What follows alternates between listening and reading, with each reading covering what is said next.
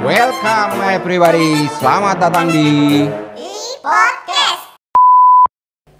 Halo, selamat siang. Selamat datang di Ipon Cash. Pada siang hari ini kita kedatangan tamu yang sangat istimewa, Bapak Staf Ahli Bidang Ekonomi Kementerian Hukum dan HAM Republik Indonesia, Bapak Luki Agung Binanto. Selamat datang Bapak. Selamat datang Mas. Ya, mana? Selamat datang di kantor imigrasi Ponorogo Bapak. Alhamdulillah. Terima kasih Bapak sudah berkenan hadir dan mengisi podcast kita yang sederhana ini Bapak. Sederhana tapi berbobot, insya Allah. Terima kasih Bapak. Bapak, untuk kabarnya hari ini sehat selalu Bapak? Alhamdulillah sehat Mas. Sehat Bapak. Ya, Ponorogo luar biasa. Iya, terima kasih Bapak. Ya.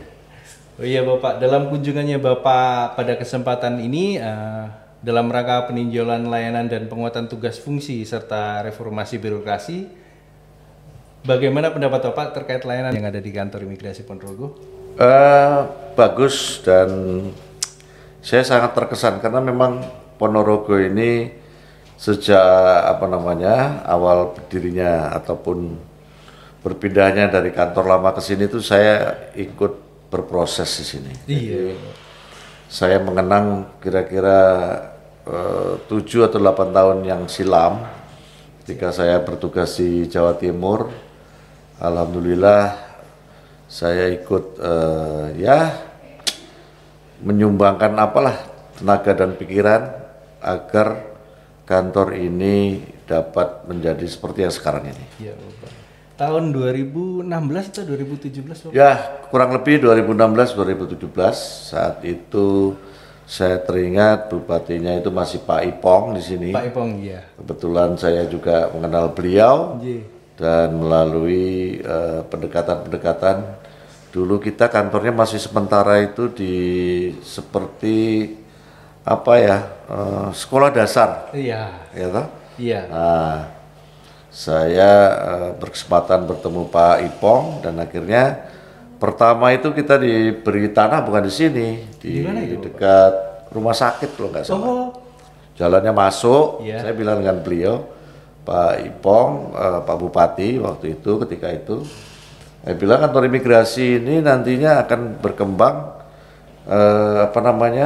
besar dan lokasi itu sangat menentukan. Yeah. Karena kita akan membutuhkan ruang parkir, membutuhkan juga diketahui oleh masyarakat secara mudah.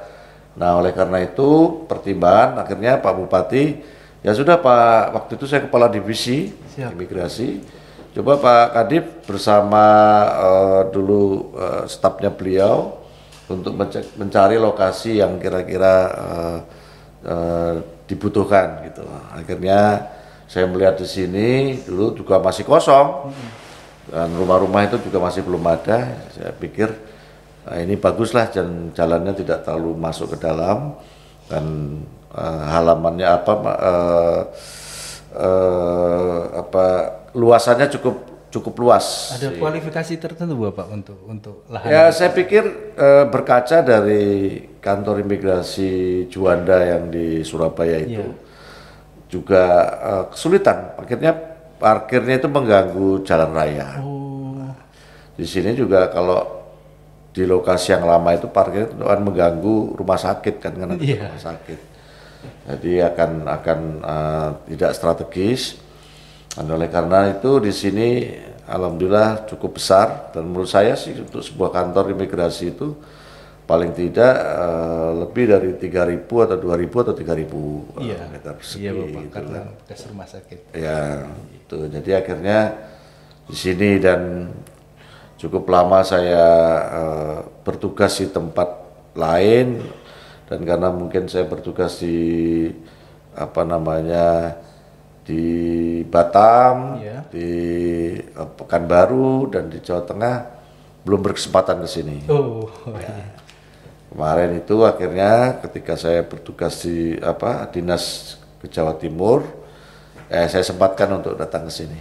Luar biasa kantornya dan bagus, dan kebetulan juga sebelumnya ketika ada HAM kan di sini dapat juga kan? Iya. Nah, HAM itu saya juga ikut panitia penilai dan melihat secara Zoom waktu itu. Wah, imigrasi Ponorogo sudah bertransformasi sangat bagus ya. Saya niatkan untuk datang ke sini. Alhamdulillah sekarang bisa hadir di sini. Ya. Terima kasih Bapak. Kalau dengan dulu Bapak waktu dulu kan kantor imigrasi kita kan masih kelas 3 Bapak ya. Ya. Sekarang sudah menjadi kelas 2. Ya. Itu untuk perbedaannya tuh jauh sekali Bapak ya. Ya tentunya ya jauh Mas, karena dari kelas saja kan sudah berbeda. Iya. Dan sekarang tentunya juga dengan fasilitas yang dimiliki, akhirnya juga masyarakat merasa terlayani dengan baik. Dan inovasi-inovasinya bagus ya. Dan mudah-mudahan ini terus akan ditingkatkan dan meraih apa WBBM ya sekarang ya akan menuju WBBM ya. Nah, mudah-mudahan bisa tercapai. Siap. Terima kasih Bapak. Untuk saran-saran yang lainnya Bapak, kalau untuk layanan kita, kira-kira apa yang perlu ditingkatkan Bapak? Kalau menurut saya untuk fasilitas sarana prasarana ya sudah cukup memadai. Nah, tapi yang lebih penting adalah sumber daya manusianya. Sumber daya manusia seperti yang disampaikan oleh Bapak Menteri Hukum dan HAM ketika apel pagi itu, bahwa kita harus melakukan kolaborasi, sinergitas, dan juga integritas harus dijaga. Nah, kalau kira-kira 3 unsur itu sudah terpenuhi, insya Allah apa yang akan dicapai oleh kantor ini dapat terlaksana. Nah, siap Bapak. Terima kasih Bapak untuk nasihat dan bimbingannya Bapak, untuk instruksinya dan arahannya. Apalagi kira-kira Bapak, untuk pertanyaan lainnya Bapak, apakah ada yang ingin disampaikan untuk seluruh jajaran, terlebihnya untuk SDM-nya yang pada tahun 2024 sedang menuju wilayah bersih birokrasi ini, BBM-nya dan menjadi unit penyelenggara pelayanan publik yang ramah kelompok rentan. Kira-kira untuk tips and triknya, kita kan sekarang sedang TPN Bapak. Jadi kira-kira tipsnya itu biar kita tetap. Ya, tipsnya itu artinya kita harus konsisten. Artinya konsisten dengan apa yang sudah kita sampaikan, apa yang niatan kita akan lakukan, itu harus konsisten. Jadi tidak ada hanya ya simbolik atau hanya lip service saja, tapi harus benar-benar diterapkan. Konsistensi itu penting karena masyarakat itu akan menilai. Apalagi sekarang keterbukaan informasi publik itu sudah luar biasa. Adanya media sosial dan sebagainya, itu tentunya menjadi monitoring ataupun menjadi pengawasan kita semua untuk secara betul-betul melayani masyarakat dengan baik. Terima kasih Bapak untuk kesempatannya untuk hadir pada siang hari ini di Podcast. Terima kasih untuk bekal-bekalnya untuk penguatannya kita. Juga terima kasih ya, mudah-mudahan generasi muda ya, artinya sekarang ini kan banyak unsur-unsur pimpinan yang muda-muda, tentunya juga di samping punya idealisme yang bagus juga punya integritas, tapi juga leadership serta kepemimpinan itu juga harus dilakukan dengan baik.